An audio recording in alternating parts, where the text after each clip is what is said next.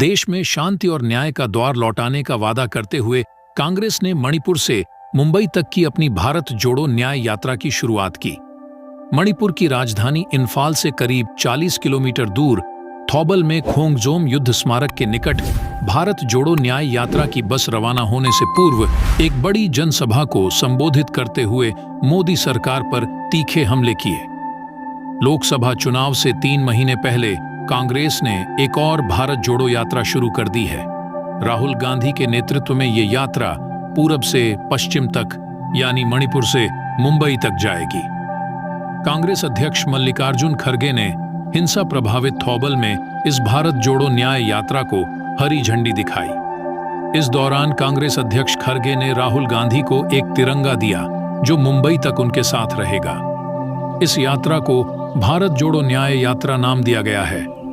यात्रा की शुरुआत से पहले कांग्रेस नेताओं और कार्यकर्ताओं ने मणिपुर में जातीय हिंसा के कारण मारे गए लोगों को श्रद्धांजलि दी। इस बार की यात्रा 15 राज्यों से होकर गुजरेगी, 100 लोकसभा सीटें कवर करेगी। यात्री पैदल और बसों से कुल 6,713 किलोमीटर की दूरी तय करेंगे। कांग्रेस पार्टी की इस यात्रा का मकसद भौगोलिक मतभेदों को कम करना और जमीनी स्तर पर समुदायों से जुड़ना है। कांग्रेस ने दावा किया कि ये यात्रा चुनावी नहीं बल्कि वैचारिक है। यात्रा नरेंद्र मोदी सरकार के 10 साल के अन्याय काल के खिलाफ निकाली जा रही है। पार्टी यात्रा के जरिए बेरोजगारी, महंगाई और सामाजिक न्याय जैसे मुद्दे भी उठाएगी।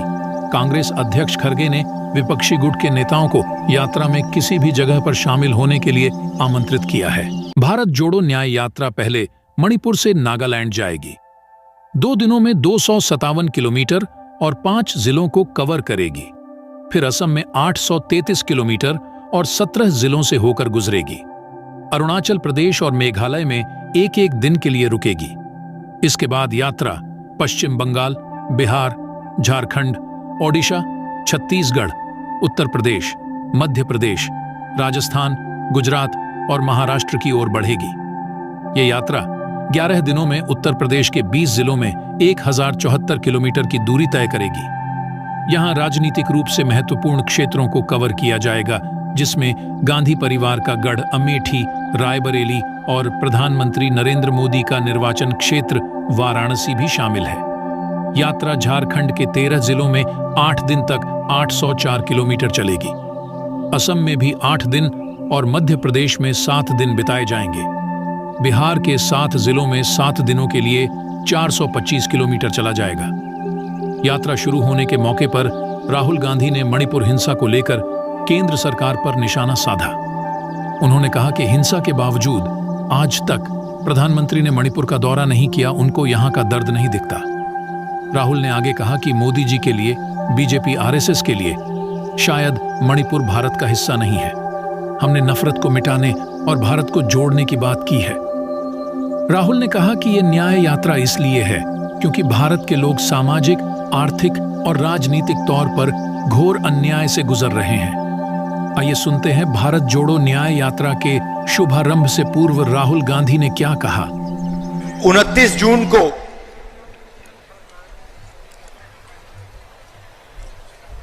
मैं मणिपुर आया था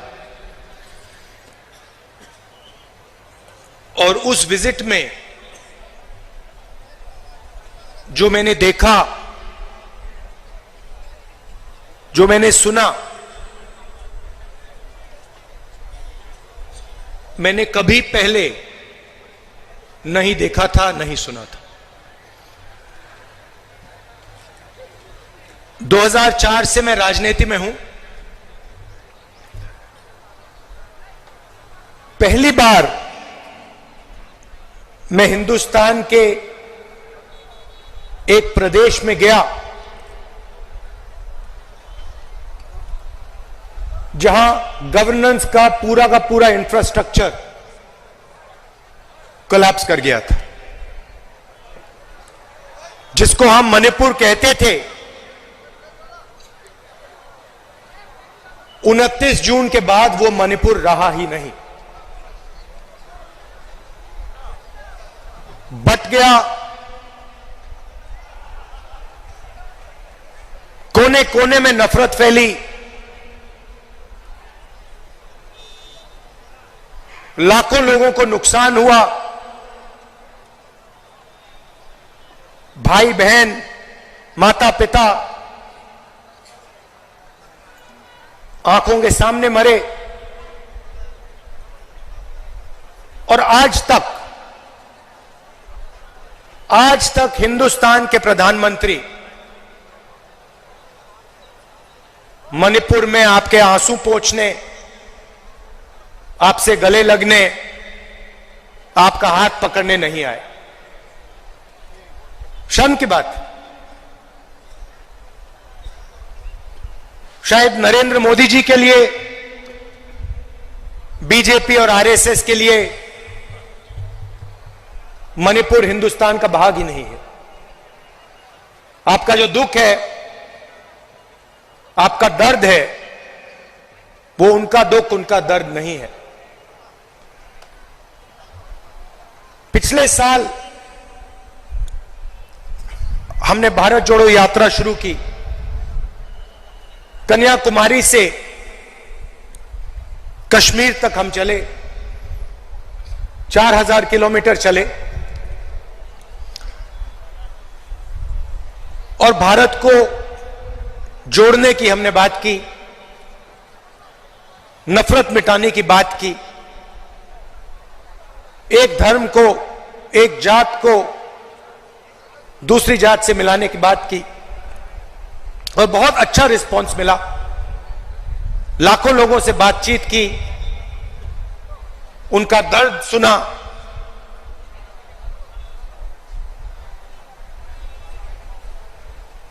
मुश्किल था, मगर बहुत अच्छा लगा। लोगों ने कहा कि कन्याकुमारी से कश्मीर तक यात्रा की है, तो फिर ईस्ट से वेस्ट में यात्रा होनी चाहिए। और मैं चाहता था कि जैसे हमने पैदल यात्रा की कन्याकुमारी से कश्मीर, वैसे ही हम ईस्ट से वेस्ट पैदल यात्रा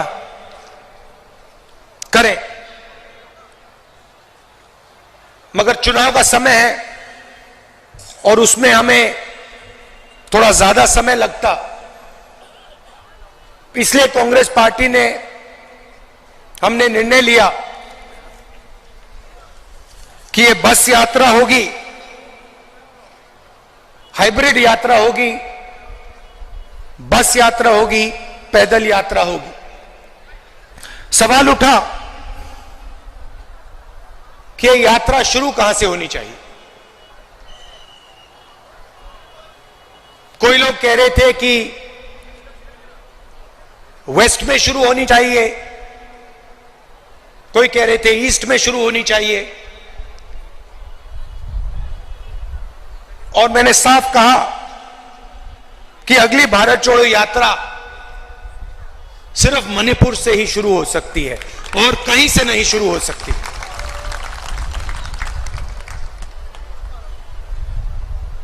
मणिपुर बीजेपी की जो राजनीति है, बीजेपी की नफरत, आरएसएस की नफरत, उनका जो दृष्टिकोण है, उस विचारधारा का मणिपुर एक चिन्ह है। जो आपने यहां खोया, जो मेरे भाई ने बस के ऊपर कहा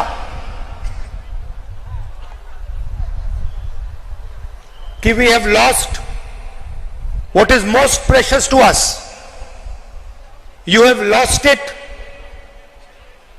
because of the ideology of the BJP, because of the politics of the BJP, because of the hatred that the BJP and the RSS spread in their politics. I was listening to my brother when he was saying we have lost what we valued, and I was thinking to myself, yes, you have lost what you have valued, but we will find what you valued once again and bring it back to you. We understand, all of us on the stage understand the pain that the people of Manipur have been through. We understand the hurt, the loss, the sadness that you have been through. And we promise you, we commit to you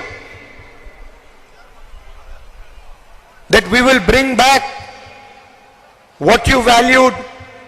We will bring back the harmony, the peace, the affection that this state has always been known for. Question arises,